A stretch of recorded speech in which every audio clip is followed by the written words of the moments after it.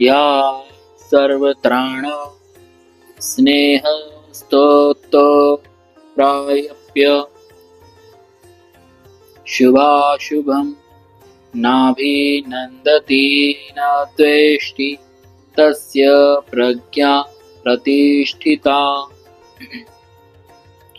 पूर्व श्लोक में तो भगवान ने कर्तव्य कर्म करते हुए निर्विकार रहने की बात बताई। अब इस श्लोक में कर्मों के अनुसार प्राप्त होने वाली अनुकूल प्रतिकूल परिस्थितियों में से सम निर्विकार रहने की बात बताते हैं। या सर्वत्राण विस्नेह, जो सब जगह स्नेह रहित है, अर्थात जिसकी अपने कहलाने वाले शरीर, इंद्रिया, मन, बुद्धि एवं स्त्री, पुत्र, घर, धन आदि किसी में भी आसक्ति लगाव नहीं रहा है। वस्तुवादी के बने रहने से मैं बना रहा और उनके बिगड़ जाने से मैं बिगड़ गया। धन के आने से मैं बड़ा हो गया और धन के चले जाने से मैं मारा गया।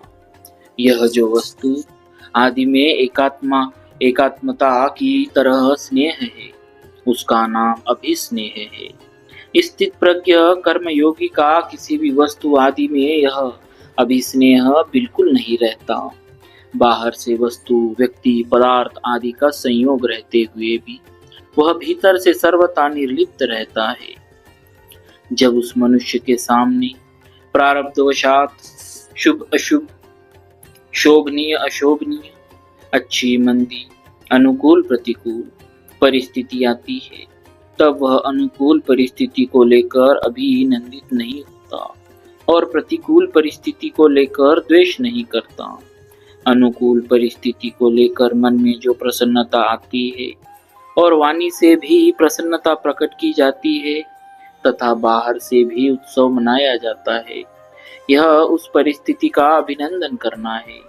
ऐसे ही प्रतिकूल परिस्थिति को लेकर मन में जो दुख होता है, खिन्नता होती है कि यह कैसे और क्यों हो गया, यह नहीं होता तो अच्छा था, अब यह जल्दी मिट जाए तो ठीक है, यह उस परिस्थिति से द्वेष करना है। सर्वत्र स्नेह रहित निर्लिप्त हुआ मनुष्य अनुकूलता को लेकर अभिनंदन नहीं करता और प्रतिकूलता को लेकर द्वेष नहीं करता। तात्पर्य है कि उसको अनुकूल प्रतिकूल, अच्छे मंदे अवसर प्राप्त होते रहते, पर उसके भीतर सदा निर्लिप्तता बनी रहती। तत कहने का तात्पर्य है कि जिन जिन अनुकूल और प्रतिकूल वस्तु, व्यक्ति, घटना, परिस्थिति आदि से विकार होने की संभावना रहती है और साधारण लोगों में विकार होते हैं, उन अनुकूल प्रतिकूल वस्तु आदि के कभी भी और कैसे भी प्राप्त होने पर उसको अभिनंदन और द्वेष नहीं होता। तस्य प्रज्ञा प्रतिष्ठिता, उसकी बुद्धि प्रतिष्ठित है, एक रस और एक रूप है। साधनावस्था में उसकी जो व्यावसायिकमिका बुद्धि थी वह अब परमात्मा में अटल हो गई है। उसकी बुद्धि में यह विवेक पूर्ण रूप से जागृत हो गया है कि संसार में अच्छे मंदे के साथ वास्तव में मेरा कोई भी संबंध नहीं है, कारण कि ये अच्छे मंदे अवसर तो बदलने वाले हैं, पर मेरा स्वरूप न बदलने वाला है, अतः बदलने वाले के साथ न बदलने वाले का संबंध कैसे हो सकता है। वास्तव में देखा जाए तो फर्क न तो स्वरूप में पड़ता है और न शरीर, इंद्रिया, मन, बुद्धि में, कारण कि अपना जो स्वरूप है उसमें कभी किंचित मात्र भी कोई परिवर्तन नहीं होता और प्रकृति तथा प्रकृति के कार्य, शरीर आदि स्वाभाविक ही बदलते रहते हैं, तो फर्क कहाँ पड़ता है। शरीर से तादात्म्य होने के कारण बुद्धि में फर्क पड़ता है। जब यह तादात्म्य मिट जाता है तब बुद्धि में जो फर्क पड़ता है वह मिट जाता है और बुद्धि प्रतिष्ठित हो जाती है। दूसरा भाव यह है कि किसी की बुद्धि कितनी ही तेज क्यों न हो और वह अपनी बुद्धि से परमात्मा के विषय में कितना ही विचार क्यों न करता हो, पर वह परमात्मा को अपनी बुद्धि के अंतर्गत नहीं ला सकता, कारण कि बुद्धि सीमित है और परमात्मा असीम अनंत है। परंतु उस असीम परमात्मा में जब बुद्धि लीन हो जाती है, तब उस सीमित बुद्धि में परमात्मा के सिवाय दूसरी कोई सत्ता ही नहीं रहती। यही बुद्धि का परमात्मा में प्रतिष्ठित होना है। कर्मयोगी क्रियाशील होता है, अतः भगवान ने 56वें श्लोक में क्रिया की सिद्धि असिद्धि में अस्पृहा और उद्वेग रहित होने की बात कही, तथा इस श्लोक में प्रारब्ध के अनुसार अपने आप अनुकूल प्रतिकूल परिस्थिति के प्राप्त होने पर अभिनंदन और द्वेष से रहित होने की बात कहते हैं। बोलिए भक्तवत्सल भगवान की जय। अब भगवान आगे के श्लोक से स्थितप्रज्ञ कैसे बैठता है, इस तीसरे प्रश्न का उत्तर आरंभ करते हैं।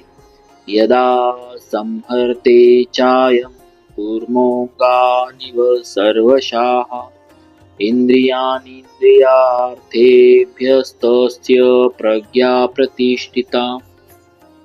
यहाँ कछुए का दृष्टांत देने का तात्पर्य है कि जैसे कछुआ चलता है तो उसके 6 अंग दिखते हैं, 4 पैर, 1 पूंछ और 1 मस्तक, परंतु जब वो अपने अंग को छिपा लेता है तब केवल उसकी पीठ ही दिखाई देती है। ऐसे ही स्थित प्रज्ञ 5 इंद्रिया और 1 मन, इन 6 को अपने अपने विषय से हटा लेता है। अगर उसका इंद्रियों आदि के साथ किंचिन मात्र भी मानसिक संबंध बना रहता है तो वह स्थित प्रज्ञ नहीं होता। यहाँ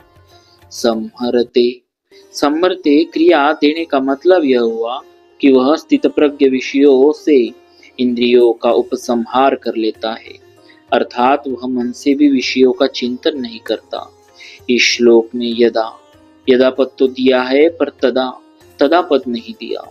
यद्यपि यत्य संबंध के अनुसार जहाँ यदा आता है वहाँ तदा का अध्याहार लिया जाता है, अर्थात यदा पद के अंतर्गत ही तदा पद आ जाता है। तथापि यहाँ तदा पद का प्रयोग न करके एक गहरा तात्पर्य है कि इंद्रियों के अपने अपने विषयों से सर्वथा हट जाने से स्वतः सिद्ध तत्व का जो अनुभव होता है वह काल के अधीन, काल की सीमा में नहीं है, कारण कि वह अनुभव किसी क्रिया अथवा त्याग का फल नहीं है, वह अनुभव उत्पन्न होने वाली वस्तु नहीं है। अतः यहाँ कालवाचक तदा पद देने की जरूरत नहीं है।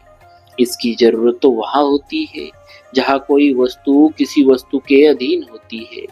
जैसे आकाश में सूर्य रहने पर भी आंखें बंद कर लेने से सूर्य नहीं दिखता और आंखें खोलते ही सूर्य दिख जाता है, तो यहाँ सूर्य और आंखों में कार्य कारण का संबंध नहीं है, अर्थात आंखें खुलने से सूर्य पैदा नहीं हुआ है।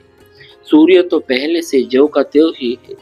आंखें बंद करने से पहले भी सूर्य वैसा ही है और आंखें बंद करने पर भी सूर्य वैसा ही है। केवल आंखें बंद करने से हमें उसका अनुभव नहीं हुआ। ऐसे ही यहाँ इंद्रियों को विषयों से हटाने से स्वतः सिद्ध परमात्मा तत्व का जो अनुभव हुआ है वह अनुभव मन सहित इंद्रियों का विषय नहीं है। तात्पर्य है कि वह स्वतः सिद्ध तत्व भोगों विषयों के साथ संबंध रखते हुए और भोगों को भोगते हुए भी वैसा ही है, परंतु भोगों के साथ संबंध रूप पर्दा रहने से उसका अनुभव नहीं होता और यह पर्दा हटते ही उसका अनुभव हो जाता है। बोलिए भक्तवत्सल भगवान